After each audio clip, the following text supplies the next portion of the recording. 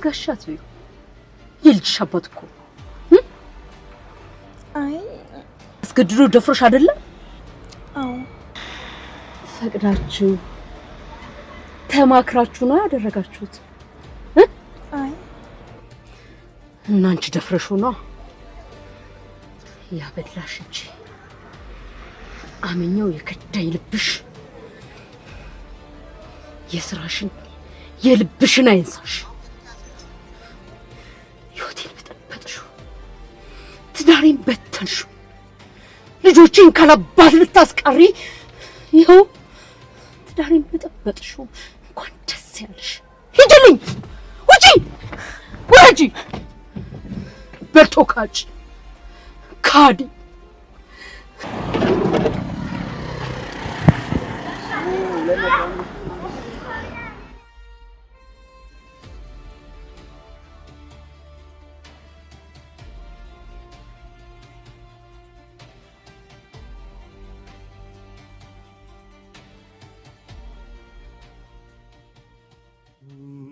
ካዲ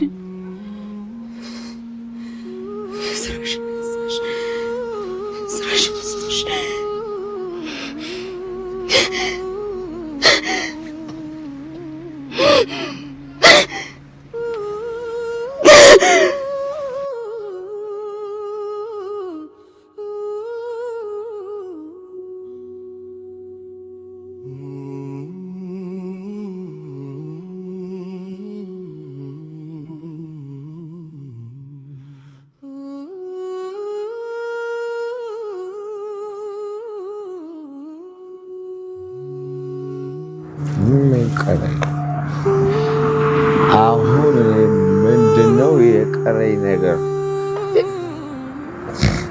ምንም ማለት ምንም። ይኸውልሽ ማርቲ፣ አንድ ያልነገርኩሽና የማታውቂው ነገር ቢኖር አንቺን አጥቼ መኖር አልችልም። ልጆቼን አጥቼ መኖር አልችልም። ይኸውልሽ እንዳንበሳ ሆኜ ኑር።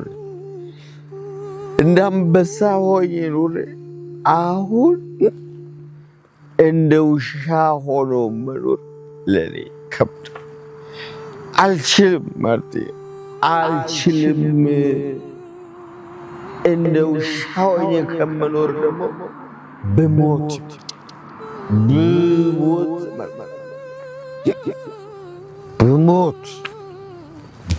ብሞት ይሻለኝ። ብሞት ይሻለኛል። ብሞት አልችልም።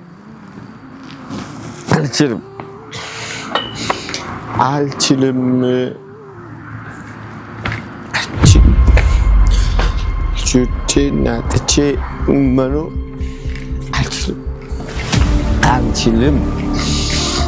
ብሞት እንደ ውሻ ሆኜ እዛ ቤት ውስጥ ከምኖር ሞቴ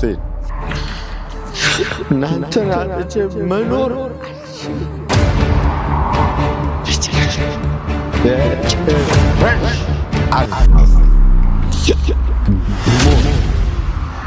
ብሞት ይሻላል።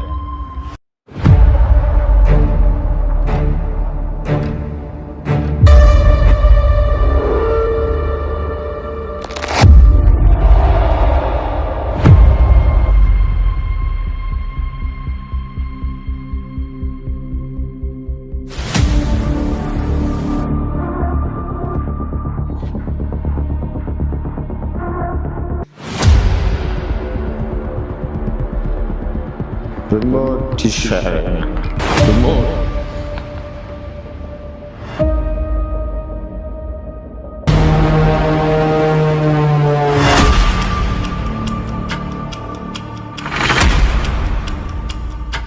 ልጆቼን አጥቼ በጭራሽ መኖር አልችልም።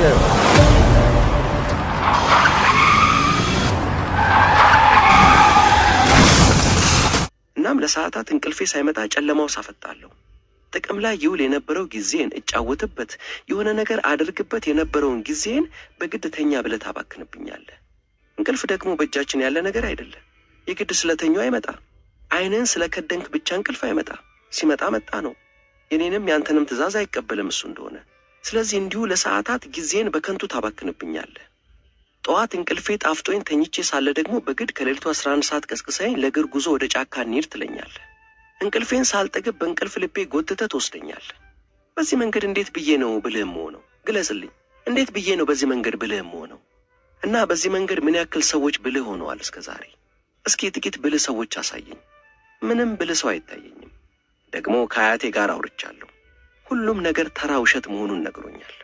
በቤቱ ካለው ሰው ሁሉ ብቸኛው እውነተኛና ታማኝ ሰው ያሽማግሌ ነው። ሌሎች ስለሚሉት ነገር ጉዳዩ አይደለም። እናም ጉዳዩ ተራ ውሸት መሆኑን ነግሮኛል። ጥበብና ብልህነት ምሽት ላይ ቶሎ በመተኛት እንደማይመጣ ነግሮኛል። እኔ እድሜ ልኬን ያደረኩት ነገር ነው። ገና ሳይመሽ ነበር አልጋይ ላይ እንደ ዶሮ የምሰፍረው። ይኸው 70 ዓመቴ ነው። በዚህ ሁሉ ዘመኔ ይህን ሳደርግ ቆይቼ ጠቢብና ብልህ ግን አልሆንኩም። ከዚህ በኋላ ደግሞ ጠቢብና ብልህ ሆናለሁ ብዬ አልገምትም።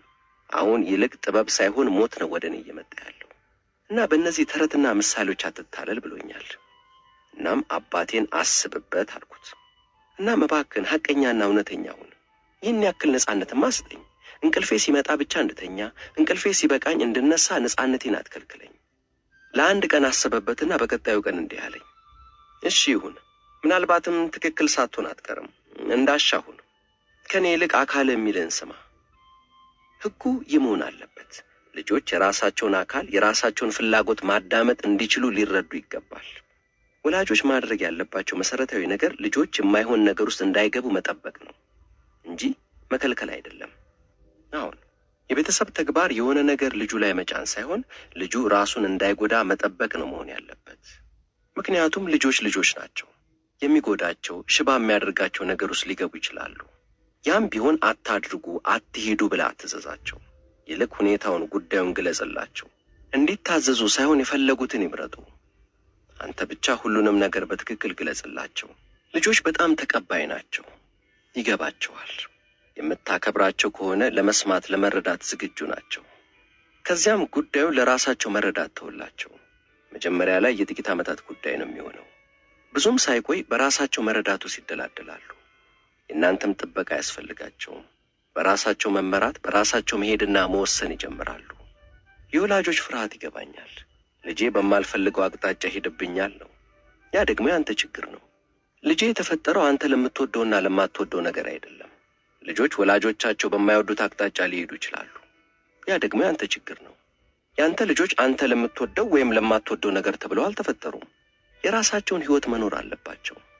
የራሳቸውን ሕይወት ስለኖሩም ልትደሰት ይገባሃል።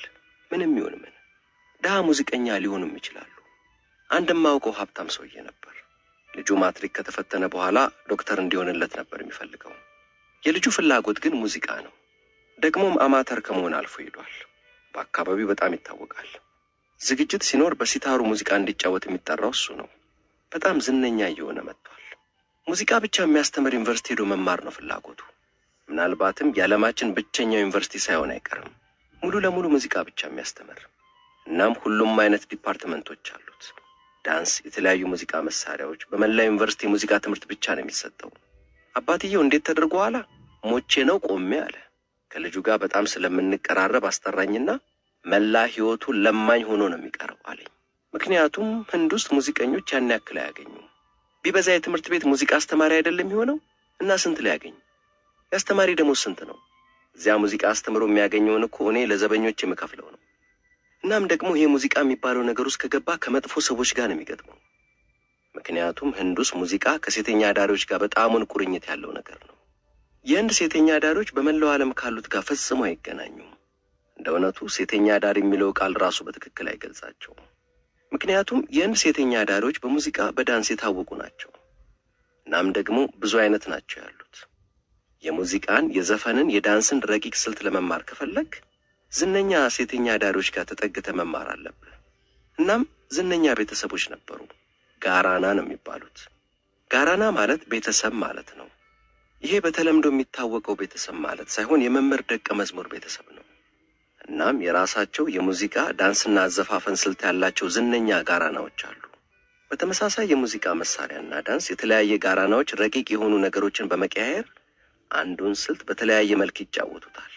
ስለዚህም ህንድ ውስጥ አንድ ሰው የምር የሙዚቃ ዓለም ውስጥ መግባት ከፈለገ አንዱ ጋራና ውስጥ መግባት አለበት።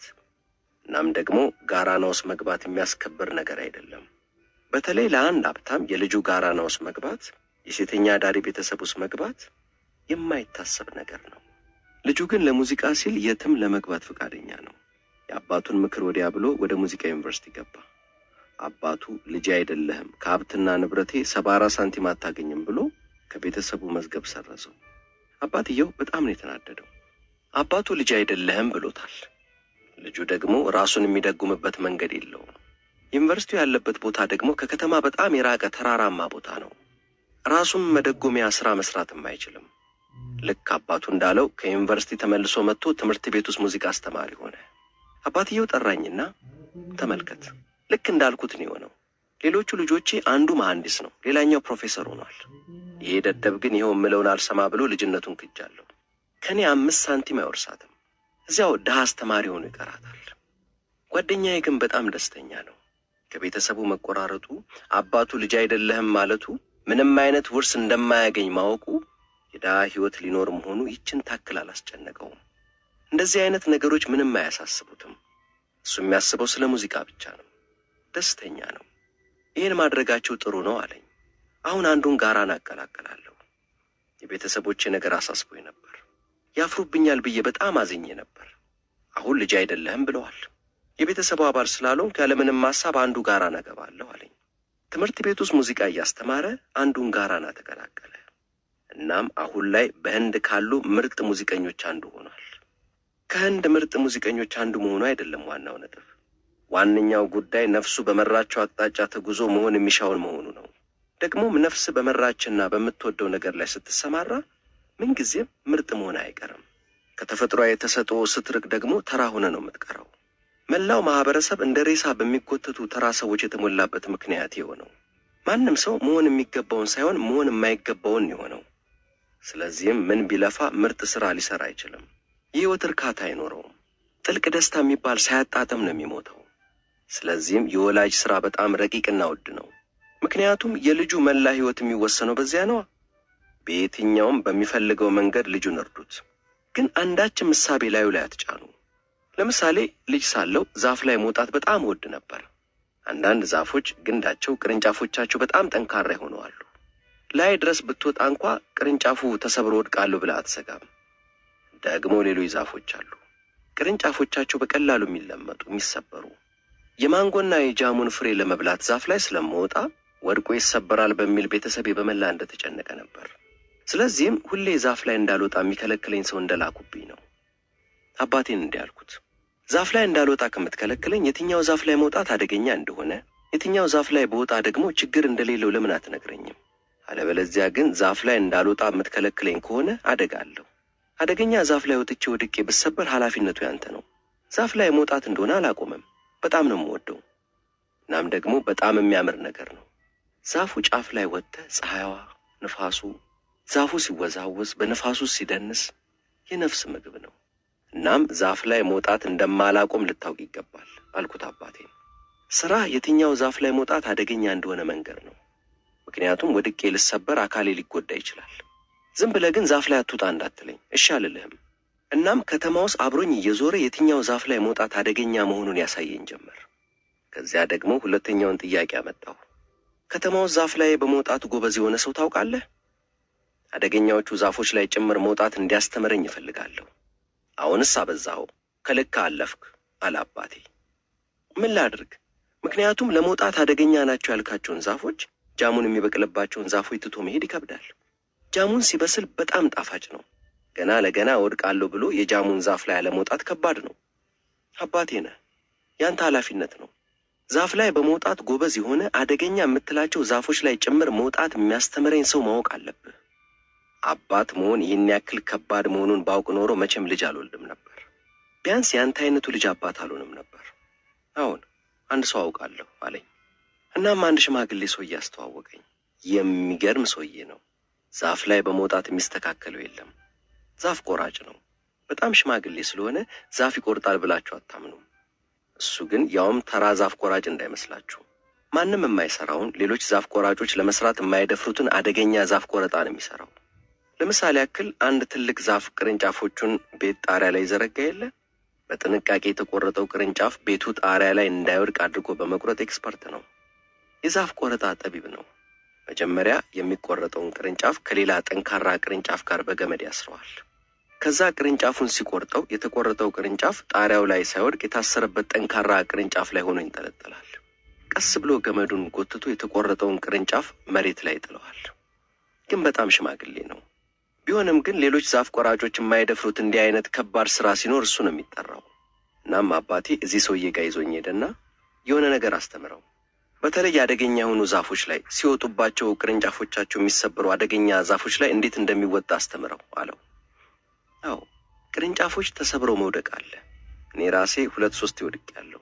ስወድቅ የቆሰልኩት ጠባሳ አሁን ድረስ እግሮቼ ላይ አሉ። ሽማግሌው አየኝና እንዲህ አለ፣ እስከ ዛሬ ድረስ ማንም ዛፍ ላይ መውጣት አስተምረኝ ብሎ ይመጣ የለም። በተለይ አባት ልጄን ዛፍ ላይ መውጣት አስተምርልኝ ብሎ ሊመጣ ማንም ጠይቆኝ አያውቅም። አደገኛ ነገር ነው። ቢሆንም ከወደደ እኔም ደስ ብሎኝ አስተምረዋለሁ። እናም አደገኛ ዛፎችን እንዴት መውጣት እንደሚቻል አስተማረኝ። ራስን ለመጠበቅ የሚያስችሉ የተለያዩ ስትራቴጂዎችን አስተምሮኛል። ለምሳሌ ያክል አደገኛ ወደሆነ የዛፍ ክፍል ለመውጣት ከፈለክ ወገብክን በገመድ ሸብ አድርገህ ታስርና ገመዱን ከጠንካራ የዛፉ ክፍል ጋር ታስረዋለህ። ከዚያ በአጋጣሚ ብትወድቅ እንኳ በአየር ላይ ነው የምትንጠለጠለው እንጂ ወደ መሬት አትወድቅም። እናም በጣም ጠቅሞኛል። ከዚያም በኋላ አልወደኩም። እናት ወይም አባት መሆን ትልቅ ነገር ነው። ምክንያቱም አዲስ ምንም የማያውቅ ግን እምቅ ኃይልና ብቃት ያለው እንግዳ ነው ወደዚህ ዓለም የመጣው።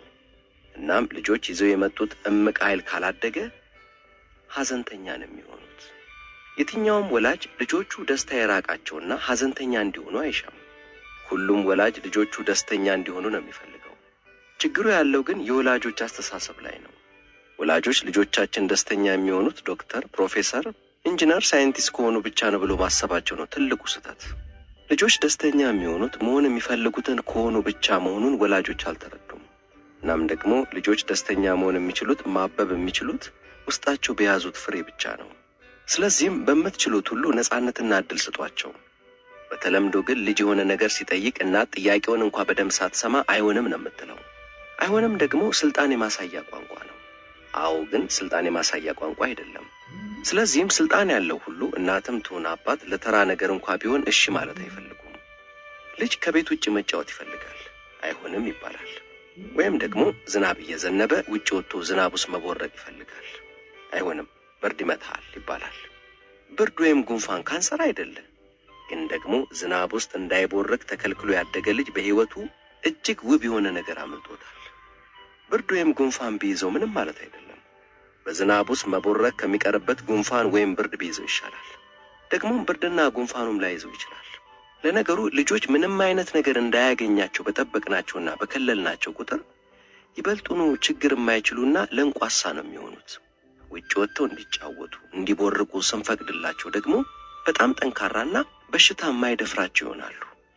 ወላጆች እሺ ማለት ሊማሩ ይገባል።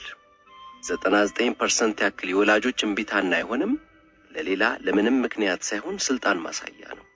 መቼም ሁሉም ሰው የሀገር ፕሬዝዳንት ወይም ጠቅላይ ሚኒስትር ሆኖ በሚሊዮኖች ህይወት ላይ መወሰን አይችልም። ግን ደግሞ ማንም ወንድ ባል ሆኖ በሚስቱ ላይ ባለስልጣን መሆን ይችላል። ሴቷም አግብታ ሚስት ሆና ወልዳ በልጆቿ ላይ ባለስልጣን መሆን ትችላለች። ሁሉም ልጅ በአሻንጉሊቱ ላይ ስልጣን አለው። አሻንጉሊቱን ከዚህ ጥግ ወደዚያ መወርወር፣ ከግድግዳ ጋር ማጋጨት፣ በጥፊ ማለት አሁን እናቱን ወይም አባቱን በጥፊ ማለት የሚፈልገውን አሻንጉሊቱን በጥፊ። ምስኪኑ አሻንጉሊት ግን ከሱ በታች ማንም የለም። ያዛዥ ታዛዥ፣ የገዥ ተገዢ፣ የጨቋኝ ተጨቋኝ ማህበረሰብ ነው ይህ ማህበረሰብ። እናም እያልኩ ያለሁት በነፃነት እሺና አዎ ተብለው ያደጉ አይሆንም መባልን እምብዛም ያልሰሙ ልጆችን በመፍጠር ነው ይህን ያዛዥ ታዛዥ፣ የገዥ ተገዢ፣ የጨቋኝ ተጨቋኝ መንፈስ የሰፈነበትን ማህበረሰብ ጠራርጎ ማጥፋት የሚቻለው። ያኔ እውነተኛ ሰብአዊነት ያለው ማህበረሰብ ይፈጠራል። ስለዚህም ጥያቄው የልጆች ጉዳይ ብቻ አይደለም። እነዚህ ልጆች ናቸው የነገውን ማህበረሰብ የሚገነቡት። ልጆች የነገው ሰው ወላጅ ናቸው።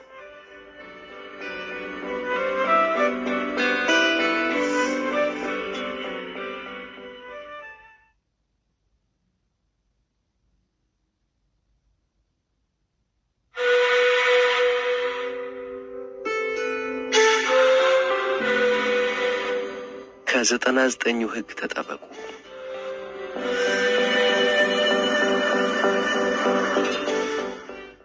በህንድ አንድ ጥንታዊ ተረት አለ። ተረቱ ስለ አንድ የናጠጠ ሀብታም ነው የሚያወሳው። ሰውየው በጣም ሀብታም ከመሆኑ የተነሳ ለነገስታት ጭምር የሚያበድር ነው።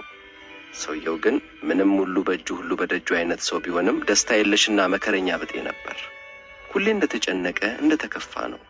በአንጻሩ ደግሞ በየቀኑ እየመጣ ይህን መከረኛ ሀብታም እጁን፣ እግሩን፣ መላ ሰውነቱን የሚያሸው ማሳጅ የሚያደርገው አንድ ደስተኛ ወጣት ነበር። ወጣቱ ምንም የሌለው ድሃ ነው፣ ግን ሁሌ እንደተፍለቀለቀ ነው። መከረኛው ሀብታም ግራ ገባው። የማላውቀው ነገር ይኖር ይሆን እንዴ? እና ታዲያ ድሃ ሆኖ ምንድነው እንደሚያፍለቀልቀው ይላል ሀብታሙ ሰው። ድሃው ወጣት የወርቅ ክፍያው 1 ሩፒ ነበር። ሩፒ ማለት በዚያን ዘመን የወርቅ ገንዘብ ነው።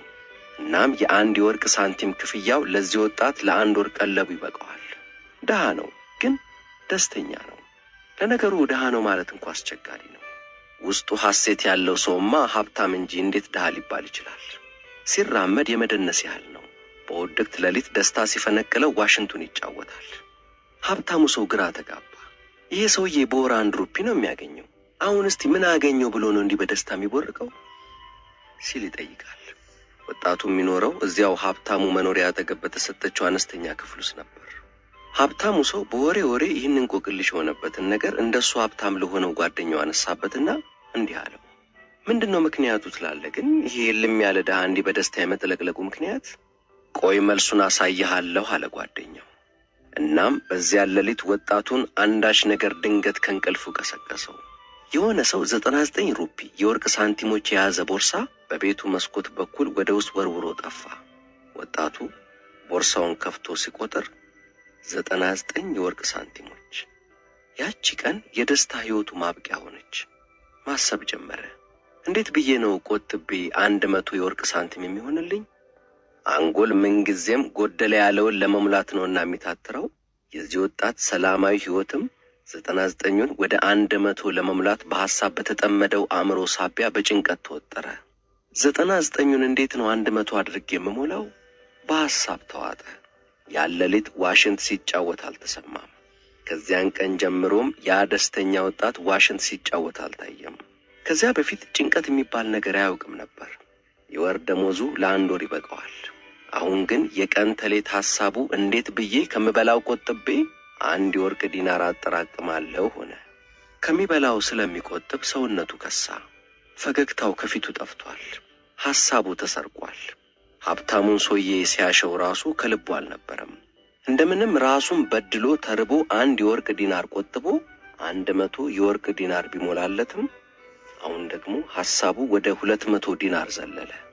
ከዚያም ወደ 300፣ ከዚያ ወደ 400፣ ከዚያ ደግሞ ወደ 1000 እያለ ቀጠለ። የሚያከማቸው ገንዘብ በጨመረ ቁጥር ይበልጡኑ መከረኛ፣ ስግብግብና ተጨናቂ ሆነ። ሐሳቡ ሁሉ ገንዘብ ብቻ ሆነ። ዋሽንቱ ተረሳች። ማዜም ቀረ። አንድ ቀን ሀብታሙን ሰው ያሸው ሳለ ሀብታሙ ሰው ምን ሆነሃል አለው። ፈጽሞ ደስተኛ አትመስልም። ምንድነው የደረሰበት ችግር? አሁን ትልቅ መከራ ደርሶብኛል። አንድ ሰው 99 የወርቅ ሳንቲሞች የያዘ ቦርሳ ቤቴ ውስጥ ወርውሮ ከጠፋ ወዲህ ሰላም የለኝም። እንቅልፍ አጥቻለሁ። ገንዘቤን የመጨመር የማብዛት ክፉ አባዜ ሰፍሮብኛል አለ ወጣቱ በትካዜ።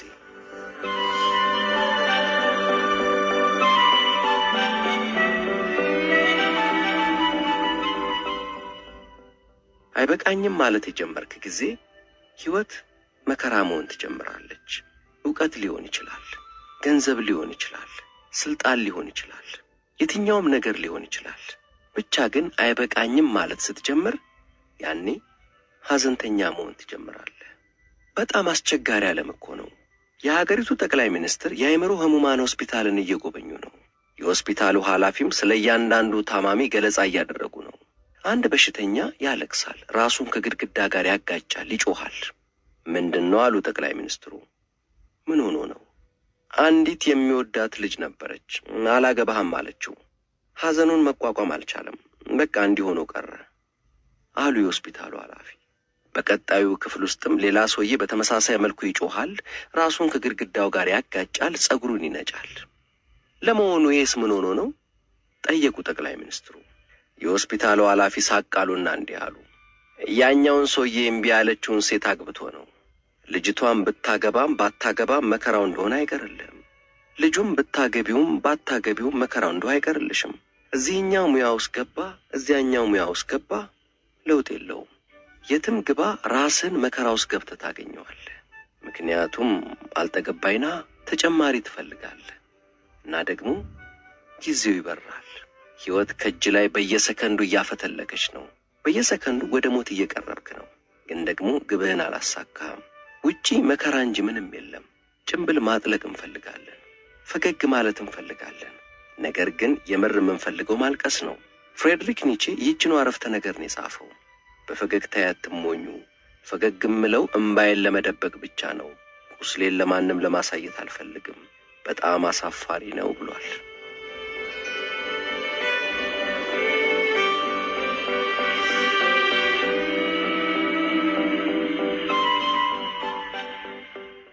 በጣሙን የሚያሳምመው ነገር ደግሞ የራሳችሁ የገነት በር ምን ያክል ቅርብ መሆኑ ተሸክማችሁት እየሄዳችሁ ነው።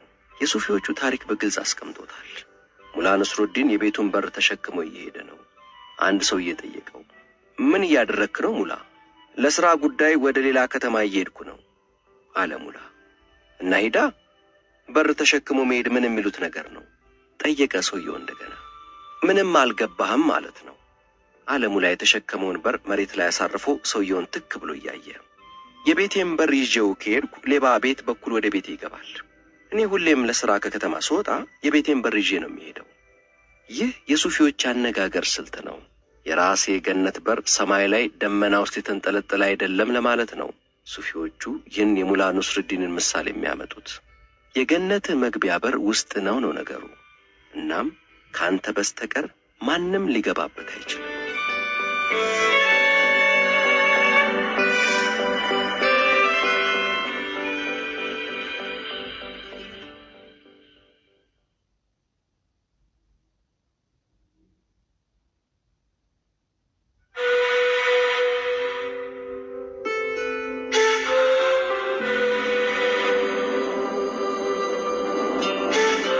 የነፍስ ጥሪን ስለመከተል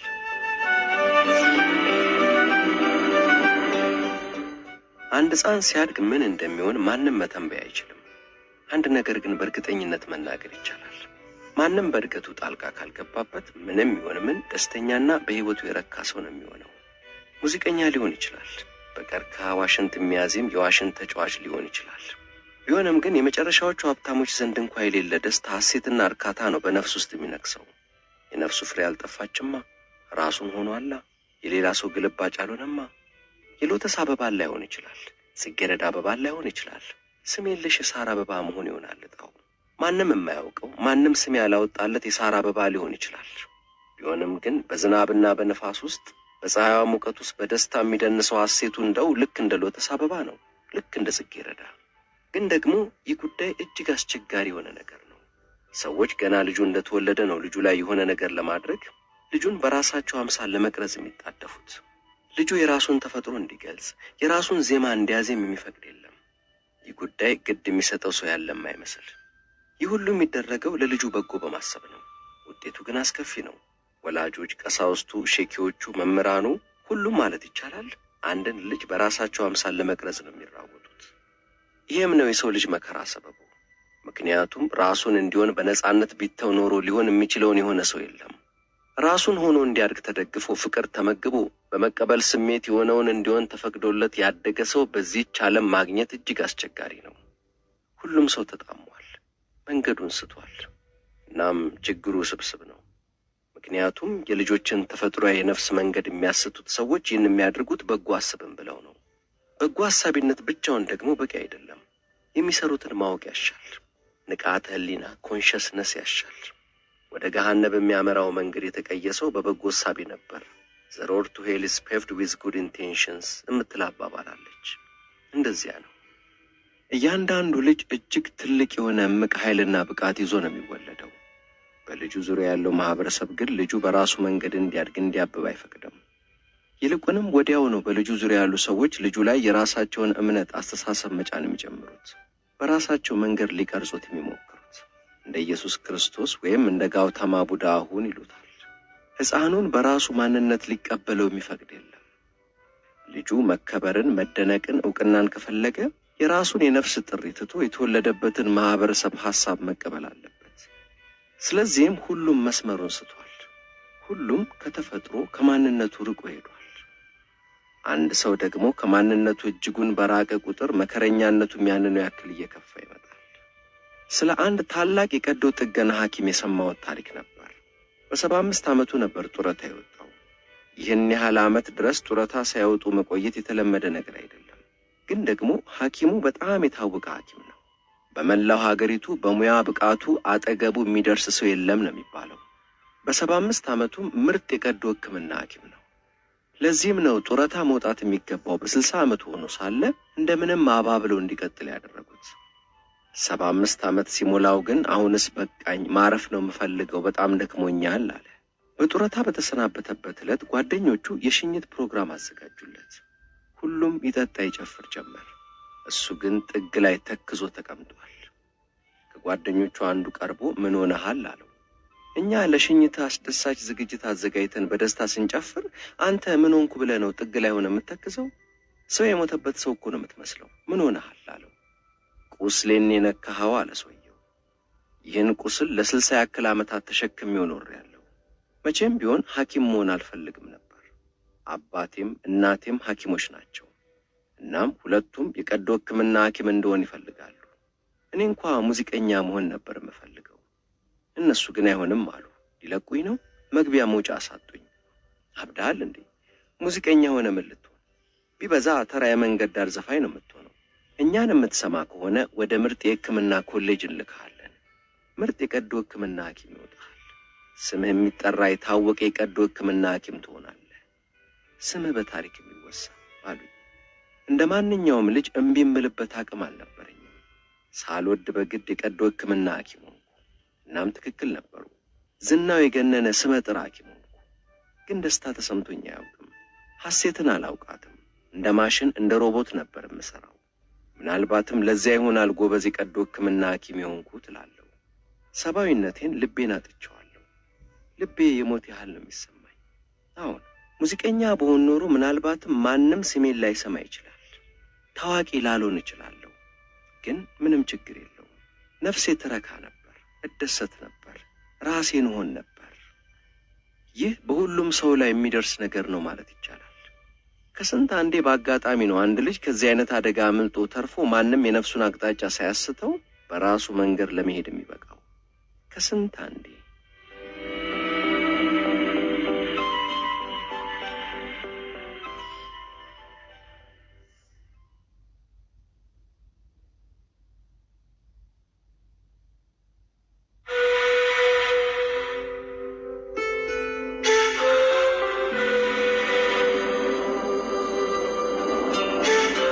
የሂንዶችና የሙስሊሞች ለ20 ዓመታት የኖርኩባት ከተማ ግማሽ በግማሽ በሙስሊሞችና በሂንዶች የተከፋፈለች ነበረች። ግማሽ ህዝቧ ሙስሊም ነው፣ ግማሹ ደግሞ ሂንዱ። ሁለቱም ተመጣጣኝ ጉልበት ያላቸው ናቸው። እናም በየዓመቱ አመጽ ይነሳ ነበር። በማስተምርበት ዩኒቨርሲቲ ውስጥ የሚያስተምር አንድ ማውቀው ፕሮፌሰር ነበር። ይህ ሰው በሂንዱ ቤተ መቅደስ ላይ እሳት ይለኩሳል ብዬ አስቤም አልሜም አላውቅም ነበር። ጨዋ በጣም የተማረ ሰው እንደሆነ ነበር የማውቀው። በሂንዶችና በሙስሊሞች መካከል ጸቡ እንደተነሳ መንገድ ዳር ቆሜ እያየሁ ነበር። ሙስሊሞች የሂንዱ ቤተ መቅደስ ያቃጥላሉ፣ ሂንዶችም መስጊዱን ያነዳሉ። እናም ይሄ ፕሮፌሰር የሂንዱ ቤተ መቅደስ ሲያቃጥል አየሁት። ቤተ መቅደሱን ከሚያቃጥልበት ጎትቻ ወጣሁትና ፕሮፌሰር ፋሪድ ምንድነው የምታደርገው አልኩት። በጣም አፈረ። ይቅርታ አድርግልኝ፣ በቃ በህዝቡ አጀብ ተውጬ ሁሉም ሲያደርግ እኔም ዝም ብዬ ገባሁበት። ሁሉም ሰው ሲያደርግ ሳይ ኃላፊነት እንዳለብኝ ረሳሁት። ኃላፊነቱ የሁላችንም ነው ብዬ ደመደምኩ። በህይወቴ ለመጀመሪያ ጊዜ ከኃላፊነት ነፃ የመሆን ስሜት ተሰማኝ። ማንም ጥፋተኛ ነህ ሊለኝ አይችልም። ሙስሊሞች ናቸው ይህን እያደረጉ ያሉት። እኔ አንድ ሰው ነኝ፣ ምንም ኃላፊነት የለብኝም ብዬ ነው ያሰብኩት። ኃላፊነት እንዳለብኝ ጨርሶ ረስቼዋለሁ።